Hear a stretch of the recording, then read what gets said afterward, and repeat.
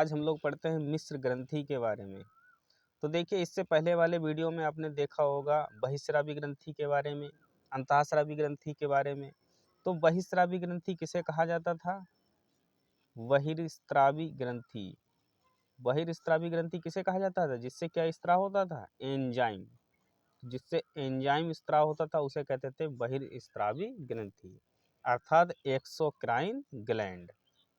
Exocrine gland, ठीक है ना। तो उसे तो एक्सोक्राइन ग्लैंड कहा जाता था। और जो अंतःस्रावी ग्रंथि होती थी, अंतःस्रावी किसे कहते हैं? जिनसे हार्मोन निकलते हैं, हार्मोन स्राव होते हैं, हार्मोन स्राव होते हैं। समझ गए ना, ये तो सब पढ़ लिया था। तो हार्मोन बहुत प्रकार से हार्मोन है, एंजाइम भी बहुत पढ़ लिया आप लोगों ने, पिछले वीडियो में आप लोग देख लेना। अब हम लोग पढ़ते हैं मिश्र ग्रंथि के बारे में। तो देखिए, मिश्र ग्रंथि किसे कहा जाता है? जिससे एंजाइम भी निकलता होगा, एंजाइम का भी स्राव होगा, और संग में किसका? हार्मोन, जिसमें हार्मोन और एंजाइम दोनों का स्राव होता है। ऐसी ग्रंथियों को कहते हैं मिश्र ग्रंथि। तो मिश्र ग्रंथि की परिभाषा क्या हुई? ऐसी ग्रंथियां जिनसे एंजाइम और हार्मोन दोनों स्राव होते हैं, दोनों रिलीज होते हैं, उन्हें मिश्र ग्रंथि या मिक्स्ड ग्लैंड कहते हैं। तो देखिए, हमारे शरीर में जो मिश्र ग्रंथि है वो कौन है? अग्न्याशय है। अग्न्याशय, अग्न्याशय, अग्न्याशय को अंग्रेजी में कहते हैं पैनक्रियास। PANCREAS, pancreas. समझ में आई बात? तो ऐसी ग्रंथि जिससे हार्मोन भी स्राव होगा, एंजाइम भी स्राव होगा, ऐसी ग्रंथियों को कहते हैं मिश्र ग्रंथि। और उस मिश्र ग्रंथि हमारे शरीर में कौन सी होती है? अग्न्याशय होती है, जिससे हार्मोन भी स्राव होते हैं, एंजाइम भी स्राव होते हैं। हम लोग सब डिटेल में पढ़ेंगे कि कौन कौन से हार्मोन निकलते हैं और कौन कौन से एंजाइम निकलते हैं, हार्मोन का कार्य क्या है और एंजाइम का कार्य क्या है। तो देखिए, तो ये तो परिभाषा हो गई, आपको बता दिया हमने। जिससे ऐसी ग्रंथियां जिसमें अंतःस्रावी और बहिःस्रावी दोनों प्रकार के कार्य होते हैं। तो देखिए, दोनों प्रकार के कार्य हो रहे ही नहीं हो रहे। बहिःस्रावी ग्रंथि से एंजाइम निकल रहा है और अंतःस्रावी ग्रंथि से हार्मोन निकल रहा है। तो दोनों ग्रंथियों के कार्य एक ही ग्रंथि में हो रहे हैं। तो ऐसी ग्रंथि को कहते हैं मिश्र ग्रंथि। तो देखिए, हम लोग सबसे पहले पढ़ लेते हैं एंजाइम के बारे में। मिश्र ग्रंथि से निकलने वाले एंजाइम। तो यहाँ पर लिखेंगे मिश्र ग्रंथि से निकलने वाले एंजाइम। देखिए, जो अग्न्याशय है ये एक ऐसा अंग है जो शरीर के में पेट में बाईं ओर स्थित होता है। समझ गए ना। तो इसके बारे में डिटेल से पढ़ते हैं। तो इससे जो एंजाइम निकलते हैं वो कौन कौन से होते हैं, आपको एक नाम से याद रखना है, लेट, LAT। दिखाई तो दे रहा होगा। आज बहुत दिन के बाद वीडियो अपलोड करेंगे आज अपने लोग। तो लेट, तो एल का मतलब हो गया लाइपेज। एल का मतलब लाइपेज, लाइपेज, ठीक है ना। ए का मतलब क्या होता है? ए का मतलब ऐसे समझिए एमाइलेज, एमाइलेज। अब टी का मतलब ट्रिप्सिन। तो ये तीन प्रकार के एंजाइम स्राव होते हैं। अब इसके कार्य के बारे में पढ़ लेते हैं। देखिए, लाइपेज जो होता है ये फैट तथा वसा का पाचन करता है। ये फैट, फैट जानते हैं ना आप लोग, चिकना पदार्थ। फैट तथा वसा एक ही चीज़ होती है कुल मिला के। फैट तथा वसा का पाचन, फैट तथा वसा का पाचन कौन करेगा? लाइपेज नामक एंजाइम करता है। कहाँ से स्राव होता है? अग्न्याशय से। उसके बाद एमाइलेज। तो एमाइलेज जो होता है ये स्टार्च का पाचन करता है। स्टार्च, स्टार्च का पाचन। अरे भाई, हम लोग चावल खाते हैं ना, तो चावल में क्या होता है? स्टार्च होता है ना, उसी का पाचन करेगा। और वसा, वसा जैसे तेल है, घी है, वो सब वसा हो जाएंगे, ठीक है। उसके बाद ट्रिप्सिन, यह पेप्टेन को पेप्टाइड में बदल देता है। ये पेप्टोन होता नहीं है, ये है पेप्टोन। पिछले वीडियो में आप लोग देखना, विटामिन वाले में मिल जाएगा। ये पेप्टेन को पेप्टाइड में बदल देता है। इसका इतना कार्य है। ठीक है,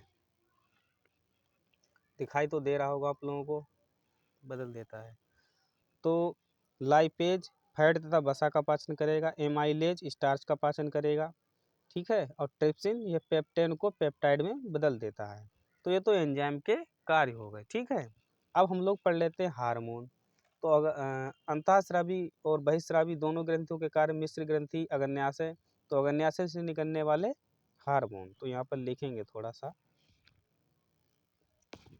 अग्न्याशय से निकलने वाले हार्मोन यानी कि मिश्रित ग्रंथि से हार्मोन। हार्मोन कौन कौन से हार्मोन है? देखिए जो अग्न्याशय ग्रंथि है इसमें 3 प्रकार की कोशिकाएं पाई जाती है। कितने प्रकार की? 3 प्रकार की। 3 प्रकार की सेल्स। कौन कौन सी सेल होती हैं? एक होती है अल्फा सेल, एक होती है बीटा सेल, और एक होती है गामा सेल। समझ में आई बात? इसमें 3 प्रकार की कोशिकाएं पाई जाती हैं। किसमें पाई जाती हैं भाई? अग्न्याशय में। ठीक है, तो अल्फा सेल का काम क्या है? अल्फा सेल जो होगी वो ग्लूकेगान नामक हार्मोन को स्राव करेगी। ग्लूकेगान नामक हार्मोन का स्राव करती है। और बीटा सेल इंसुलिन नामक हार्मोन का स्राव करती है। ठीक है, और गामा सेल ये सोमेटोस्टेटिन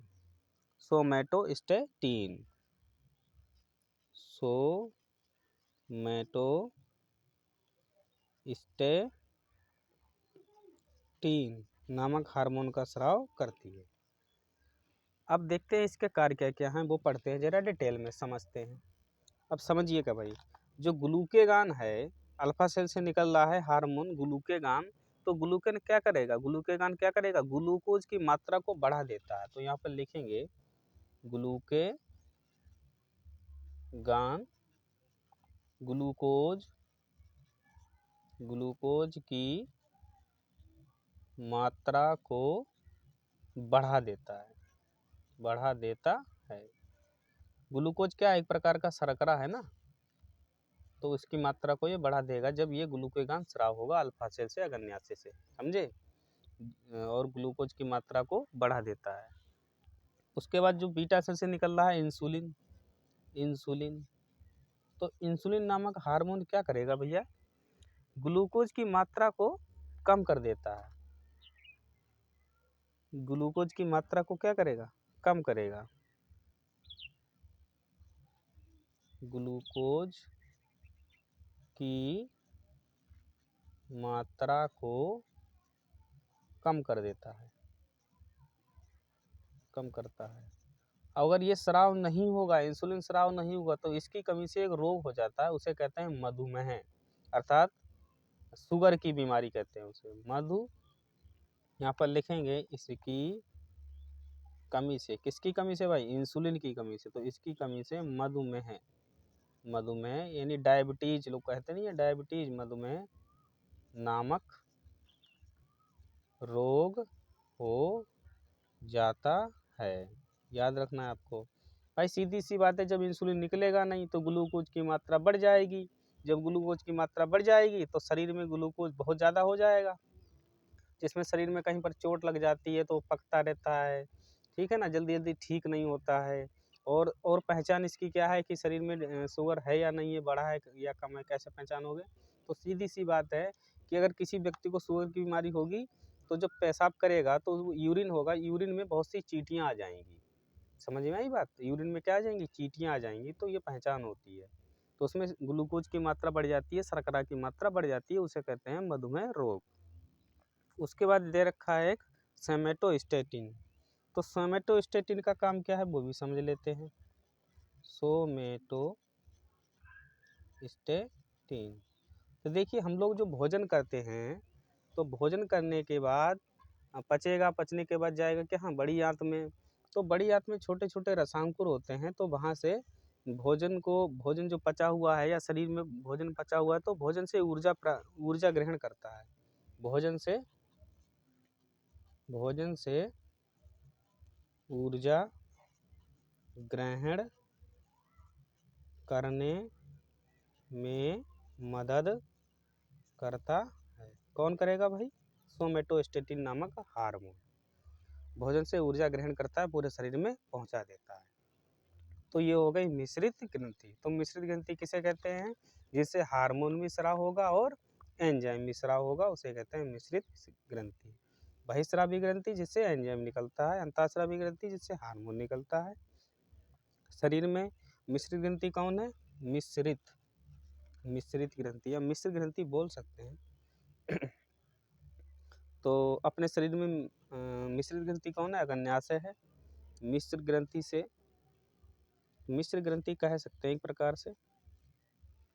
मिश्र ग्रंथि से निकलने वाला एंजाइम कौन सा होगा? लेट, lipase, amylase, trypsin. Lipase fat तथा वसा का पाचन करेगा, एमाइलेज स्टार्च का पाचन करेगा, ट्रिप्सिन यह पेप्टेन को पेप्टाइड में बदल देता है। हार्मोन इससे कौन कौन से निकलते हैं भाई?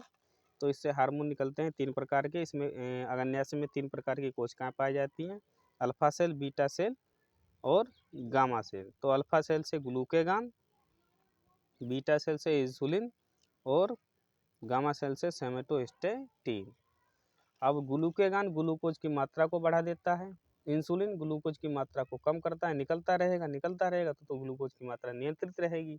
जब इंसुलिन निकलना बंद हो जाएगा तो ग्लूकेगान तो काम कर ही रहे हैं अपना, ये ग्लूकोज की मात्रा बढ़ा देंगे जिससे मधुमेह रोग हो जाएगा। सोमेटोस्टेटिन भोजन से ऊर्जा प्राप्त कर लेता है। आज के लिए इतना ही, फिर मिलते हैं नए वीडियो के साथ। तब तक के लिए जय हिंद।